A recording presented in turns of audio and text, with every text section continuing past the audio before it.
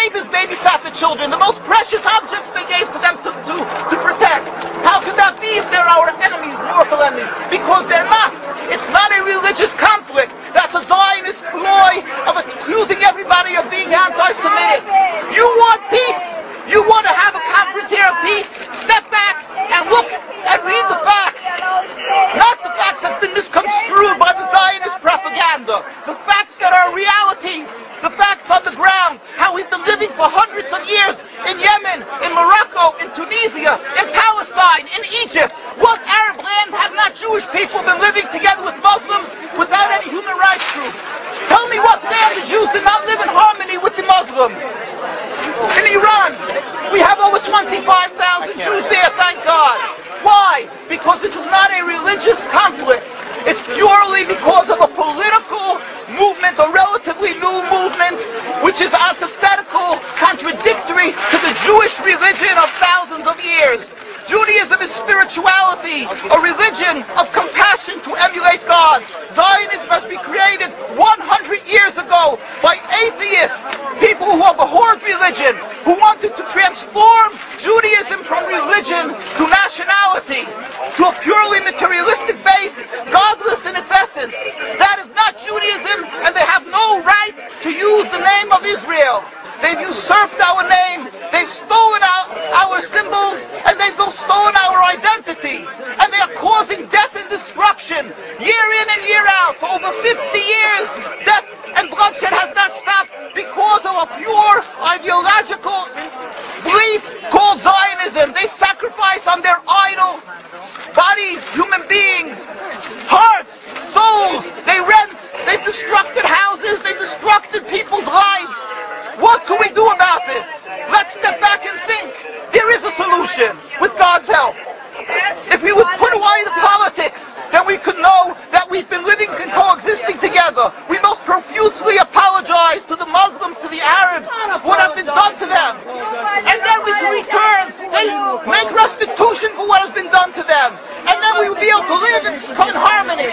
Not an Israeli state, but one Palestinian state. One state as we have been living for hundreds of years. There will be peace. And you will see that this 50 years has been a nightmare, a mirage, and nothing to do. Pure fear-mongering, that's what Zionism does. It's panic, going into a theater and yelling, fire, fire, that's what Zionists do. We've been living with the Muslims. We've been living, yes, Ahmadinejad keeps on stating that he does not want to harm the Jews, but the Zionists keep on antagonizing him. Of course you don't, because you have an agenda. You want to further Zionism. You want enemies. You want enemies in order to be able to say you're protecting the Jews. We don't want enemies. We want to live in peace. We have been always living in peace with the Muslims, and we will, with God's help, continue to live with them in peace. We implore the participants in this conference, read, step back, study the history truthfully, and see what the true Jewish voice is of hundreds of thousands of Jews who are still true to their religion, whether they're living in Jerusalem, whether they're living in New York.